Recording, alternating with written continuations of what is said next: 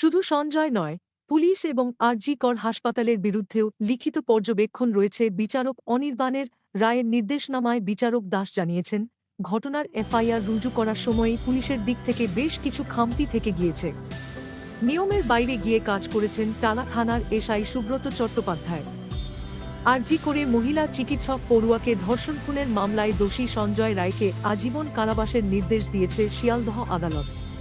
তবে শুধু সঞ্জয়ের শাস্তি ঘোষণাই নয়, আরজি করকাণ্ডে পুলিশ এবং হাসপাতাল কর্তৃপক্ষকে নিয়েও বেশ কিছু পর্যবেক্ষণ রায়ের নির্দেশনামায় লিপিবদ্ধ করেছেন বিচারক অনির্বাণ দাস।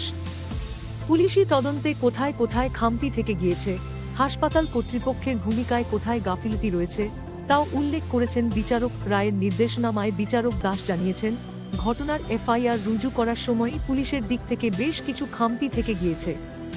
নিয়মের বাইরে গিয়ে কাজ করেছেন টালা থানার এসআই সুব্রত চট্টোপাধ্যায়। লালবাজারের তৎকালীন উইমেন্স গ্রিভেন্স সেলের অতিরিক্ত ওসি রূপালী মুখোপাধ্যায়ের ভূমিকারও সমালোচনা করেছেন বিচারক। সমালোচনা করেছেন হাসপাতাল কর্তৃপক্ষের ভূমিকারও। মহিলা চিকিৎসককে যৌন হেনস্থা এবং তাকে খুন করা হয়েছে, দেহ উদ্ধারের পর এমন মত উঠে আসা সত্ত্বেও কেন হাসপাতালের তৎকালীন অধ্যক্ষ সন্দীপ ঘোষ দেহ মর্গে পাঠানোর কথা বলেছিলেন, তা নিয়ে প্রশ্ন তোলা হয়েছে। বিষয়টি কেন সঙ্গে সঙ্গে পুলিশকে জানানো হয়নি, তা নিয়ে প্রশ্ন তুলেছেন বিচারক। সময়ের কারচুপি। বিচারক জানিয়েছেন, তথ্য প্রমাণ বলছে, ঘটনার দিন অর্থাৎ গত বছর ৯ অগস্ট এসআই সুব্রত কাজে যোগ দিয়েছিলেন দুপুর ৩টে।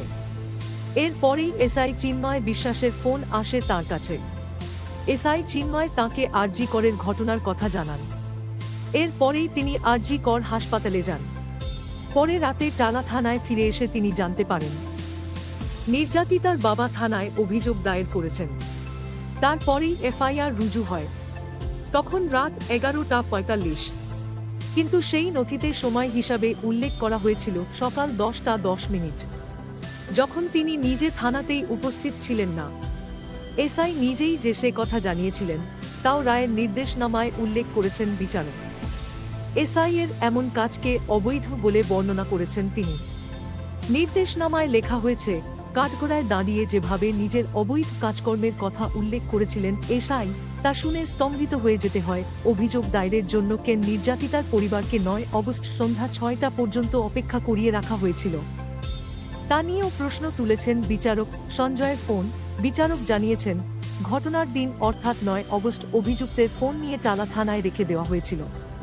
লালবাজারের তৎকালীন উইমেন্স গ্রিভেন্স সেলের অতিরিক্ত ওসি রূপালী সেই কাজটি করেছিলেন।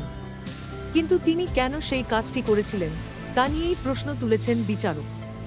তিনি জানিয়েছেন, তথ্য প্রমাণ থেকে এটা প্রমাণিত হয়নি যে ফোনে কোনো কারসাজি করা হয়েছিল। তবে রূপালী যে যুক্তি দিয়েছিলেন, তা খুবই দুর্বল বলে মন্তব্য করেছেন বিচারক। নির্দেশনামায় লেখা হয়েছে, রূপালী জানিয়েছিলেন মোবাইল ফোনটি অভিযুক্তকে ফেরত দিয়ে দেওয়া হয়েছিল।